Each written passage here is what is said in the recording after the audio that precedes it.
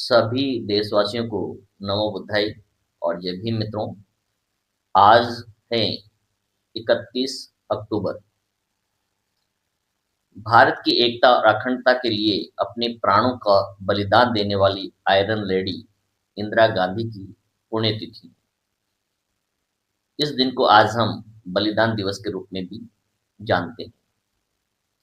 और आज ही के दिन स्वतंत्र भारत की प्रथम गृह मंत्री और प्रथम उप प्रधानमंत्री, राष्ट्रीय एकता के प्रतीक एवं भारत रत्न लौह पुरुष सरदार वल्लभ भाई पटेल का जन्मदिन है। आज इन दो महान विभूतियों को हम याद करते हैं।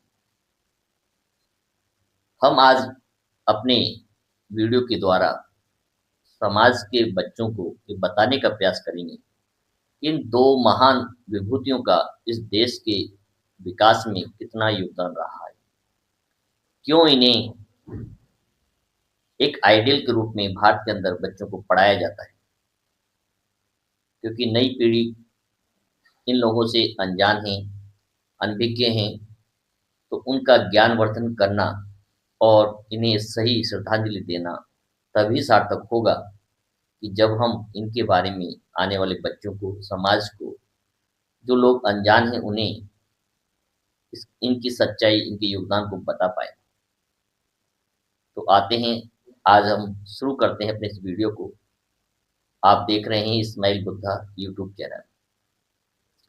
हमारा उद्देश्य सिर्फ समाज को जागृत करना है, महापुरुषों के बारे में समाज को बताना है, अवगत कराना है और इनसे हम क्या सीख ले सकते हैं, क्या प्रेरणा ले सकते हैं, ये सब जानकारी देना हमारा मुख्य उद्देश्य है।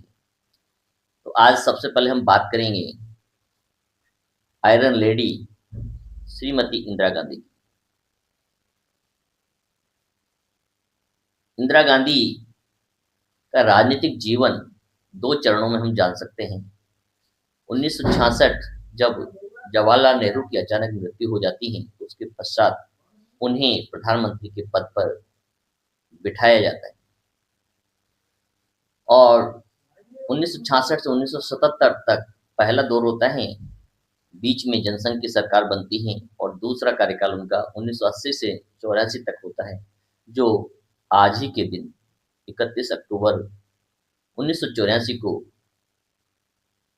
गोली लगने के कारण उन्हें अपना शरीर त्यागना पड़ा और शहीद के रूप में पहली प्रधानमंत्री थी जो पद पर रहते हुए जिन्हें शहीद होना पड़ा। इंदिरा गांधी को आयरन लेडी क्यों कहा जाता है? आयरन का तात्पर्य है लोहे के समान मजबूत विचारों वाली। तो इंदिरा गांधी ने जो दृढ़ शक्ति दिखाई अपने पद पर रहते हुए, चाहे वो अमेरिका के निक्सन हो, किसी के सामने नहीं झुकी।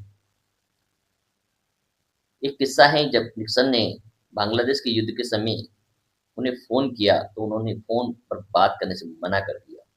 उन्होंने कहा कि ये मेरे देश का अंदरूनी मामला है और इसे हम अपने स्तर से हल करेंगे।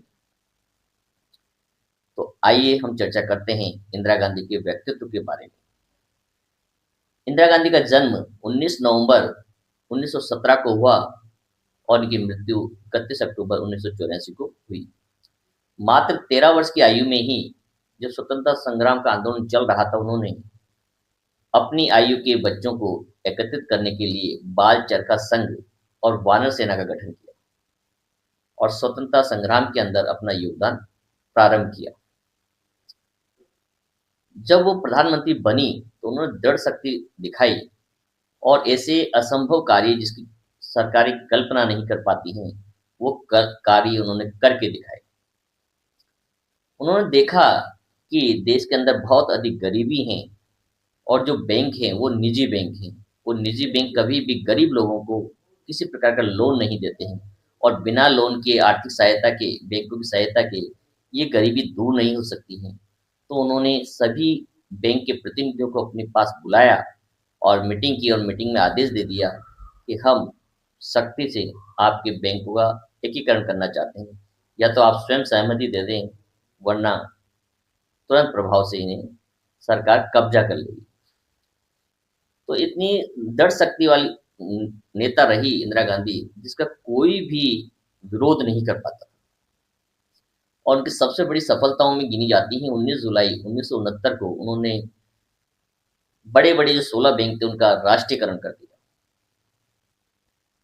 और वो सारे बैंक निजी क्षेत्र से चलकर सरकारी क्षेत्र में सरकारी बैंकों की श्रेणी में आ गए और जहाँ एक गरीब व्यक्ति को भी बकरी का, भैंस का या जानवर तक का लोन मिलने लगा, जिससे उनकी आर्थिक स्थिति मजबूत हो सकी।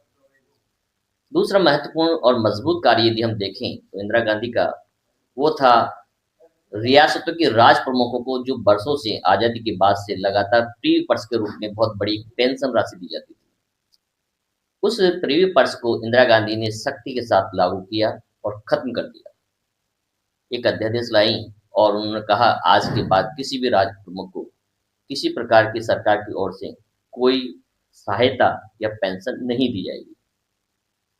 इससे भी मजबूत काम यदि देखेंगे तो 1971 में पाकिस्तान के 2 टुकड़े कर दिए। अमेरिका के लाख प्रयास करने के बावजूद उन्होंने किसी की नहीं सुनी और पाकिस्तान के 2 टुकड़े करके हमेशा-हमेशा के लिए पूरी पाकिस्तान और पश्चिम पाकिस्तान की जो समस्या भारत को डिस्टर्ब करा किया करती थी, बीच में से उनका आना-जाना था, उस सबको हमेशा के लिए अलग कर दिया और एक नए देश बांग्लादेश का जन्म किया। ये इतिहास में यदि देखी जाए तो भारतीय राजनीति में सबसे कठोर और मजबूत कदम था। 18 मई 1974 को पोखरण में पहली बार, क्योंकि इससे पहले 5 प्रमुख राष्ट्रों के पास ही परमाणु शक्तियाँ थी, वही परीक्षण कर सकते थे। क्योंकि ये सब प्रतिबंध लगाया गया था, लेकिन उस सब प्रतिबंध यूएनओ के प्रतिबंध को दरकिनार करते हुए इंदिरा गांधी ने अपनी ताकत के बल पर पोखरण में राजस्थान के अंदर जाकर के पहली बार परमाणु परीक्षण करके दुनिया को चौंका दिया और अमेरिका को बता दिया कि भारत अब किसी से डरने वाला नहीं है, ये भी एक महाशक्ति है और तभी से भारत परमाणु महाशक्ति के रूप में उभर कर सामने आया। तो ये पहला प्रयास इंदिरा गांधी ने करके दिखाया।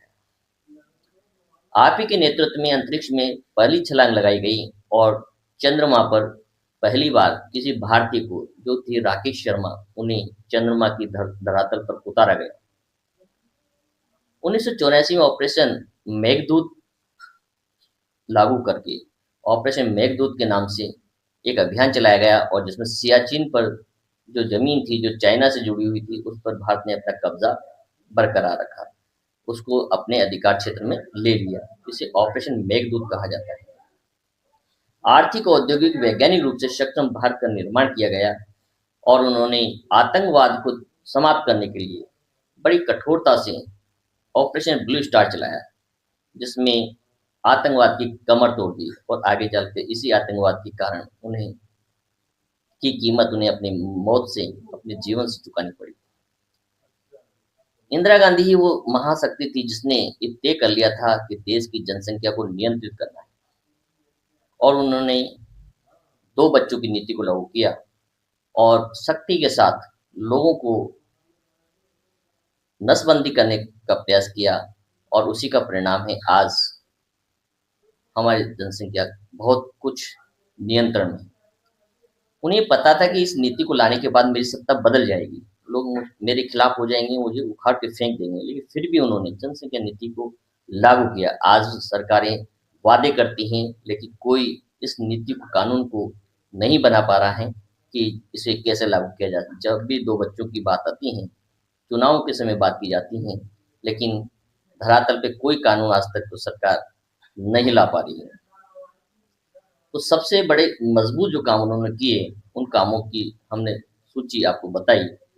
आज ही के दिन 31 अक्टूबर को 84 को शहीद होने वाली पहली प्रधानमंत्री के रूप में ये रही। तो ये था विवरण आयरन लेडी का, जो भारत की प्रथम महिला प्रधानमंत्री रही और उन्होंने अपने देश की एकता अखंडता के लिए अपने जीवन को समर्पित कर दिया। आज ही के दिन को हम सरदार वल्लभ भाई पटेल के जन्म उत्सव के रूप में मनाते हैं।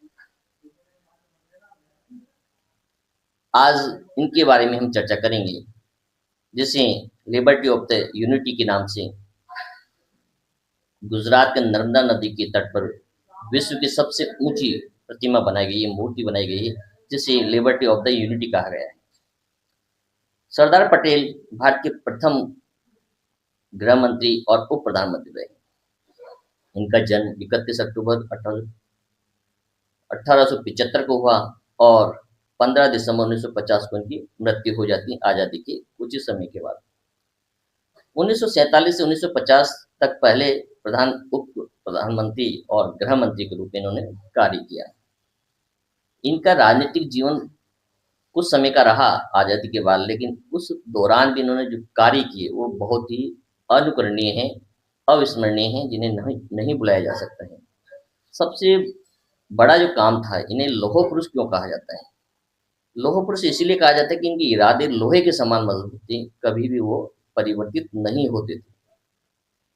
सबसे मुख्य कार्य था, इन्होंने 562 रियासतों का एकीकरण करके दिखा दिया।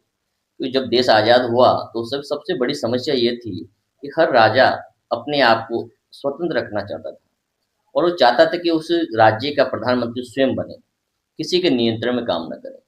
तो ऐसे कई स्वार्थी और हठधर्मी राजा थे जो भारत में शामिल नहीं होना चाहते थे। उन सबको शक्ति के बल पर, वार्ता के बल पर समन्वय बिठा करके सभी राजाओं को एक छत्र में लाकर भारत जैसे देश का निर्माण किया। इसमें सबसे महत्वपूर्ण जो रोड़ा था वो था हैदराबाद के निज़ाम, जिन्हें सेना के बल पर उन्होंने अपनी शक्ति दिखा करके भारत के अंदर शामिल किया।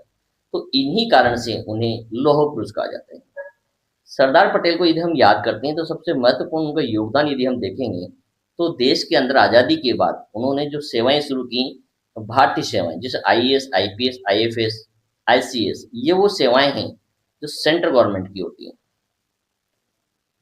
कोई भी राज्य हो, उस राज्य के अंदर प्रशासन चलाने की मुख्य जिम्मेदारी ही आईएएस अधिकारी की होती है। आईपीएस प्रशासन को देखने की, शासन व्यवस्था सुरक्षा को देखने की जिम्मेदारी आईपीएस की होती है। और एक आईएफएस होते हैं जो कि फॉरेन सर्विस होती हैं, और एक वन सेवा होती है। तो हर राज्य के लिए इसे कानून बनाए कि जितने भी आईएएस होंगे उसमें से 2/3 आईएएस दूसरे राज्यों के कैडर के वहाँ पर रखे जाएंगे। पूरी पावर वहाँ के स्थानीय लोगों को नहीं दी जा सकती है, और चाहे कितने भी स्तर पर कार्य हो, आरएस हो, आरएस अधिकारी हो, स्टेट गवर्नमेंट की सेवाएं हो, लेकिन उनका नेतृत्व जो करेगा वो केंद्रीय सेवाओं के कर्मचारी करेंगे जो आईएएस होते हैं। कलेक्टर, एसपी से ऊपर लेकर एडिशनल एसपी से ऊपर 2/3 जो कर्मचारी होते हैं वो दूसरे स्टेट के होते हैं, और वो अपनी रिपोर्ट केंद्र सरकार को देते हैं, जिससे कोई भी राज्य अपनी मनमानी नहीं कर सकता है। कहने का तात्पर्य है, अंतिम नियंत्रण केंद्र सरकार के हाथ में होते हैं। तो ये सेवाएं विश्व में और कहीं नहीं पाई जाती हैं। इस प्रकार की सेवाएं कि उनकी नियुक्ति, उनका प्रशिक्षण केंद्र सरकार करती हैं, उनकी सेवाओं का निर्धारण केंद्र सरकार के हाथ में होता है, उनका प्रमोशन केंद्र सरकार के हाथ में होता है, लेकिन वो कार्य राज्य सरकारों के लिए करते हैं। राज्यों में रह करके अपनी सेवाएं देते हैं, और 2/3 से अधिक जो अधिकारी होते हैं वो अन्य कैडर के, अन्य राज्यों के वहाँ पर रखे जाते हैं।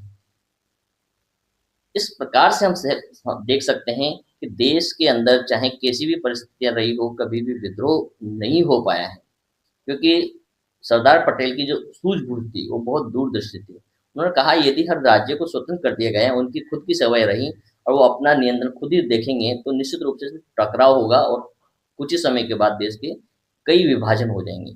इसीलिए देश को एकजुट रखने के लिए उन्होंने इस प्रकार की आईएएस और आईपीएस जैसी महत्वपूर्ण सेवाओं की स्थापना की, और उसी के बल पर आज देश के अंदर शासन किया जाता है। तो ये थी जानकारी हमारी छोटी सी, हमारे देश के महारत्न आयरन लेडी इंदिरा गांधी और सरदार वल्लभ भाई पटेल के जीवन को लेकर आपको कैसा विचार लगा, आप कमेंट बॉक्स में अवश्य बताएं। नमो।